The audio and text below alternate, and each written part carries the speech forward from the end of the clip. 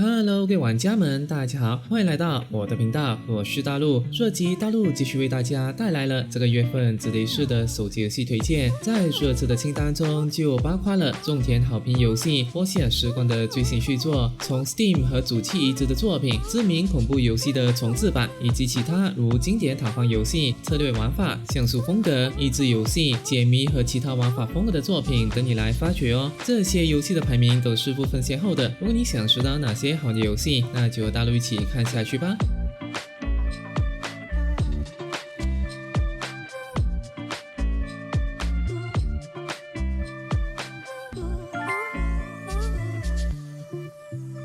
沙石镇时光是一款移植自 Steam 模擬经营的角色扮演類遊戲。如果你覺得名字很熟悉，沒錯，其實就是之前很受歡迎《波西亞時光》的續作。這次我們要扮演一位新來的建造者，來到一個叫做沙石鎮的荒漠小鎮，目標一樣是把破舊工作坊重新經營起來。遊戲內容還蠻豐富的，除了基本的採集資源、蓋機器、幫忙蓋小鎮的建築物，還有很多像是去探索周圍的廢墟，跟鎮上超多的 NPC培養感情、種作物，甚至是對抗怪物等等，而且是在資源最多4人一起連線合作，大家可以一起打造屬於自己的小鎮。喜歡那種生活感很重的遊戲，那這款應該會讓你玩得很開心哦。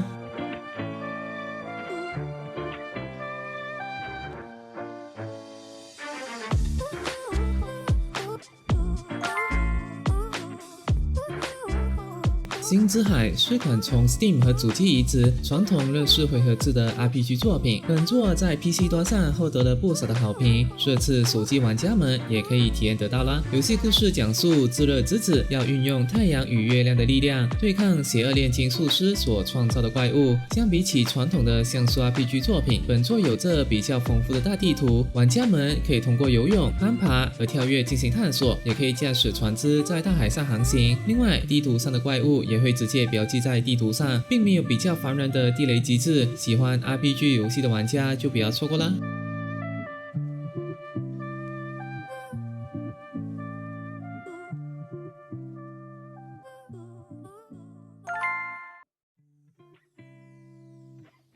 喜歡恐怖遊戲的玩家，這款誤入歧途重制版可以關注看看。這是款第三人稱的生存恐怖遊戲，特色是把印尼當地的民俗傳說以及恐怖元素融合到裡面，跟我們熟悉的美式或者是會不太一樣。故事講述一位叫做西爾維亞的女高中生醒來後，發現自己被困在一個詭異扭曲的異世界，她要想辦法找回失蹤的好友以及媽媽留給她的一封珍貴信件。大陸覺得玩法上有點致敬《惡靈古堡》以及經典生存恐怖的感覺，女主角主要是靠着斧頭和刀子這些近戰武器，所以遇到敵人時還蠻有壓迫感的。想體驗或感受那種無助的氛圍，又想試試看不同的文化背景，那這款或許是你不錯的選擇哦。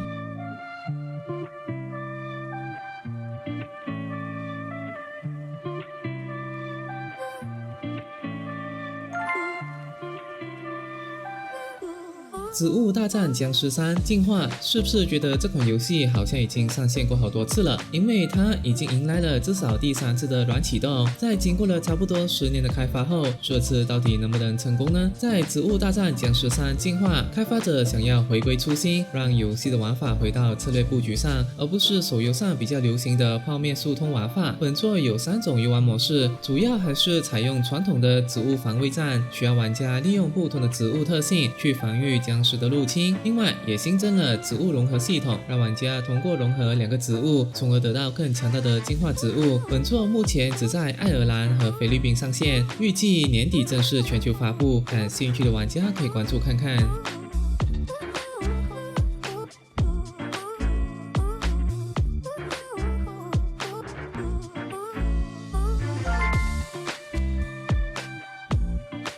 乘勝之道是一款特別的策略遊戲，背景設定在14世紀的意大利。我們要扮演一位想要成為聖人的領袖，帶領追隨者們透過信仰力量去征服和轉化不同的城邦。玩法融合了即時戰鬥和策略要素，旅途中你會根據不同的教義招募16種特色單位，投入小規模戰鬥。戰場上除了要考慮兵種的克制，還可以用地形來取得優勢，而你一路上所做的選擇都會影響角色的政治立場和特質，進而改變追隨者們的組成和傳教方式，每次玩起來的路線可能都不太一樣。就算角色死亡，也能繼承經驗，重新來過。感興趣的話，就來研究看看吧。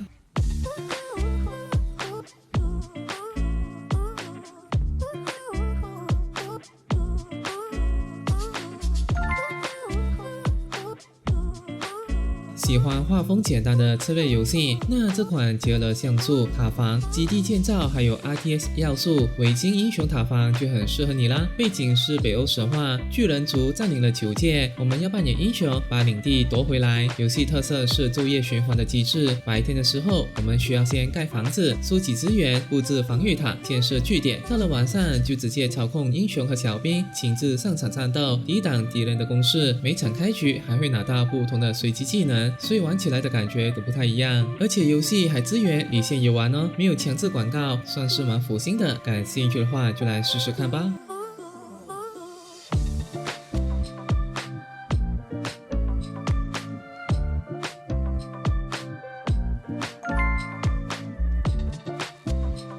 想要提升工作或學習的專注力嗎？那就試試讓聰英來跟你一起學習吧。放鬆時光是一款音樂小說遊戲，但與其說是一款遊戲，更像是虛擬陪伴多功能的軟件。在遊戲中，你將與少女聰英連線，並一起制定學習時間和工作計劃。其中，你可以切換環境音、風景，還有聰英的桌面和穿搭。當然，還可以播放 Lo-fi 音樂。準備好後，就能將你的手機或平板放在電腦旁邊，設定遊戲內的專注工作與休息的時間。聰英就在旁邊陪伴你一起工作學習，這樣或許能提高專注力與工作效率哦。隨着你與聰英共度的時光，也會解鎖更多的對話與劇情。想要與美少女一起工作學習的話，或許可以試試這款遊戲哦。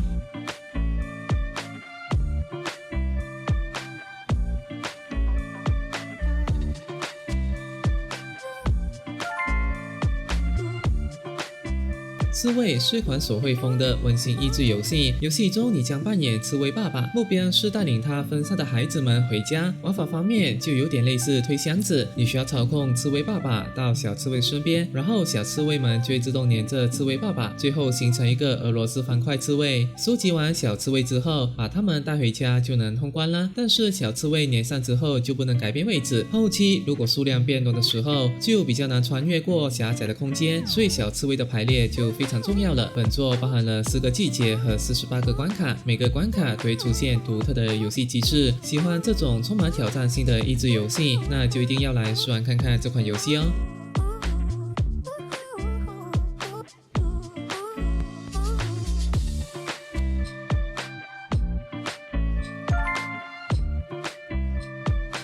消失是一款第人稱解謎遊戲，講述一場神秘的遺忘迷霧捲走了你的記憶，於是你追尋着線索，出發到各地尋找真相，並接觸和回復那些中世紀的失落智慧。遊戲強了2D 與3D 的互動解謎，玩家同樣需要在場景中收集道具和線索，解讀那些文件上的提示，並運用到那些機關當中。有些道具也需要組合之後才能使用，如果卡關的話，也可以點擊提示系統來幫助你推進遊戲哦。總體來說，難度並不算太高，屬於新手小白都能享受的解謎類遊戲。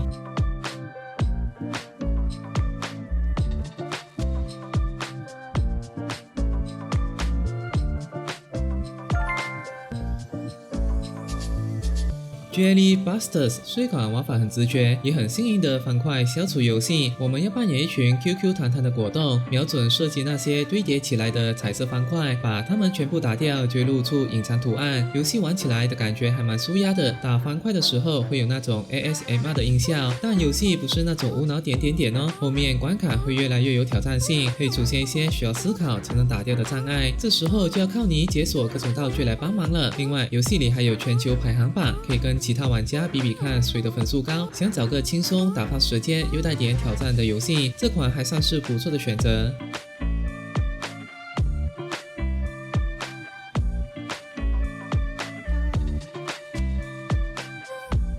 那麼這期的影片到這裡就結束啦，希望大家都能找到自己喜歡的遊戲。就若你喜歡大陸的影片，可以給大陸一個讚、分享和訂閱。那我們就下期再見啦，祝各位遊戲愉快。